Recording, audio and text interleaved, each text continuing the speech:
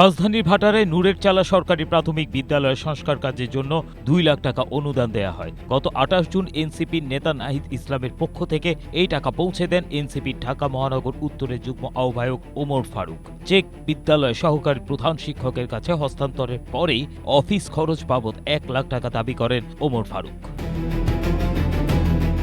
এ বিষয়ে নূরের চালা সরকারি প্রাথমিক বিদ্যালয়ের প্রধান শিক্ষক নাসরিন সুলতানা ঢাকা 11 আসনের সংসদ সদস্য নাহিদ ইসলাম বরাবর লিখিত অভিযোগ জমা দেন। তিনি অভিযোগপত্রে উল্লেখ করেন, জেলা প্রশাসকের অনুদান দেয়া টাকা থেকে ওমর ফারুকের প্রতিনিধি পাড্ডা থানা যুবশক্তির আহ্বায়ক হাসিবুল হাসান সাইফের মাধ্যমে 1 লাখ টাকার চেক নিয়ে যায়। চেক নিতে দেরি হওয়ার কারণে ফোনে তাকে অকথ্য ভাষায় গালিগালাজ করা হয়। এ বিষয়ে বক্তব্য জানতে হাসিবুল হাসান সাইফের মুঠোফোন নাম্বারে একাধিকবার কল এবং মেসেজ করা হলেও তিনি জবাব দেননি।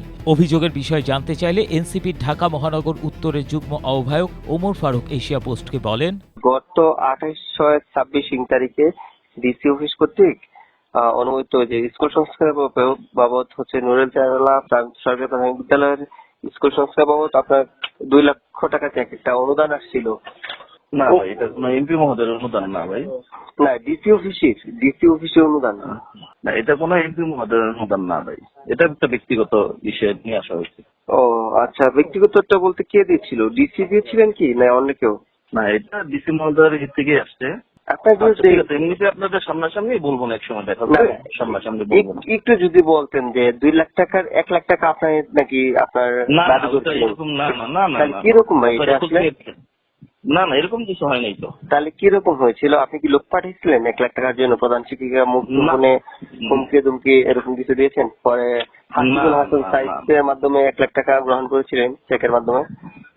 না না ভাই, ওইরকম তো কিছু হয়নি। এ বিষয়ে জানতে চাইলে নূরের চালা সরকারি প্রাথমিক বিদ্যালয়ের প্রধান শিক্ষক নাসরিন সুলতানা এশিয়া পোস্টকে বলেন, টাকার বিষয়টি সমাধান হয়ে গেছে। আপনাদের ডিসি অফিস থেকে যে স্কুলের উন্নয়ন বাবদ 2 লাখ টাকা অনুদান এসেছিল এমপি মহোদয় নাহিদ ইসলামের মাধ্যমে, সেই টাকা থেকে নাকি 1 লাখ টাকা এনসিপির ওমর ফারুক নামের একজন নেওয়ার জন্য চাপ প্রয়োগ করেছেন এবং দিতে আপনারা বাধ্য হয়েছেন।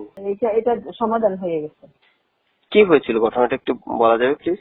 না, ঘটনা বলতে হলে আপনি কাইন্ডলি আগামীকাল স্কুলে আসেন, সামনাসামনি বলবো। টেক্স রিপোর্ট, এশিয়া পোস্ট।